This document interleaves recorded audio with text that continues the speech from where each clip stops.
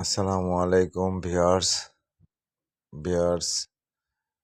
হঠাৎ করে ঠান্ডা কমে গেছিল ফেব্রুয়ারিতে, আবার ফেব্রুয়ারি আজকে একটু ঠান্ডা পড়তেছে।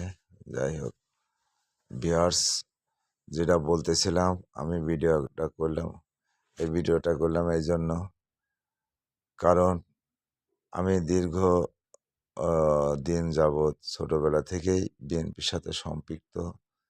আমার চাচা ছিল ইউনিয়ন সভাপতি, ইউনিয়নের প্রতিষ্ঠিত সভাপতি, এবং উনি বারো বারো গ্রামের মেম্বার ছিল 3 বার।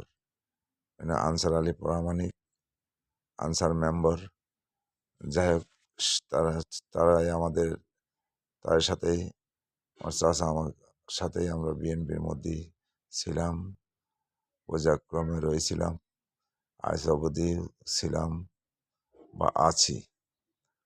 ভিউয়ার্স, এই যে এই স্বৈরাচার হাসিনা সরকারের আমলে সারা বাংলাদেশে বিএনপি বা অন্যান্য জামাতের পর যে একটা নির্যাতন করছে এরা, তার ভিতরে 2020 সাল থেকে এই 24 সালে এই 4 বছর আমরা পাবনা জেলা বিএনপির সাথে যে প্রোগ্রাম করেছি আমরা, জেলা বিএনপির নেতা হাবিবুর রহমান হাবিব ভাই আহ্বায়ক, সদস্য সচিব বর্তমানে অ্যাডভোকেট মাসুদ খন্দকার, সাবেক সদস্য সচিব সিদ্দিকুর রহমান সিদ্দিক ভাই, জেলা বিএনপির সব উন্নত আরও সদস্য বা নেতা আনিসুল হক বাবু ভাই, বিএনপির পুরাতন বা বিএনপির যাকে বলে মজলুম বিএনপির নেতা মন্টু খা, যারাই ছিল তারাও আমাদের চেনে।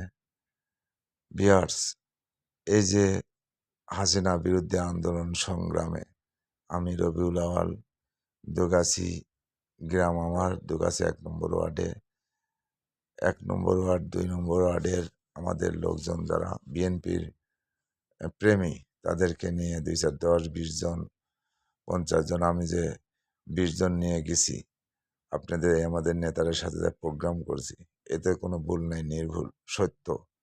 এটা আমি প্রমাণ করে দিতে পারবো। যা আমার যে নেতাগুলোর নাম বললাম, এরা দেখে মন থেকে বলে, সত্য কথা বলে, তাহলে সেই সময় বিএনপির অনেক লোকই তখন আর কি কম ছিল, অনেক নির্যাতন জেলে পলাতক ছিল। সেই সময় যারাই ছিল তাদের মধ্যে আমরা ছিলাম।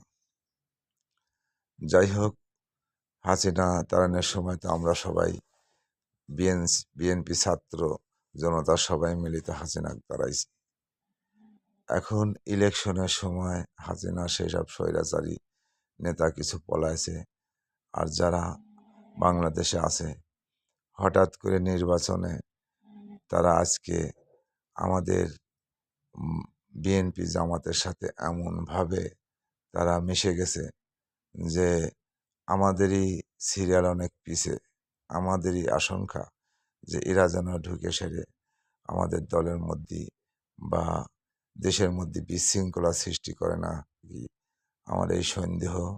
যাই হোক, আমি এটাই বলতে চাচ্ছিলাম আমাদের নেতাদের যে আমরা এতদিন যে শ্রম দিলাম সেগুলো সব বরবাদ, এগুলোর কোনো ভ্যালু নাই, মূল্য নাই। আর আজকে যারা আমলিগ থেকে আসে আগে মিছিল মিটিংয়ে বিএনপির থাকতেছে, তাহলে ইলেকশনের পরে সরকার গঠন করলে এরাই নেতা হবে। তাহলে আমি যে এর আগে একটা ভিডিও বলেছিলাম আগামী 10 বছরে পুরাতন বিএনপির লোক কিছু কমে যাবে 60%, এটা তো আমি মনে করেন অনুমানিক বলেছিলাম।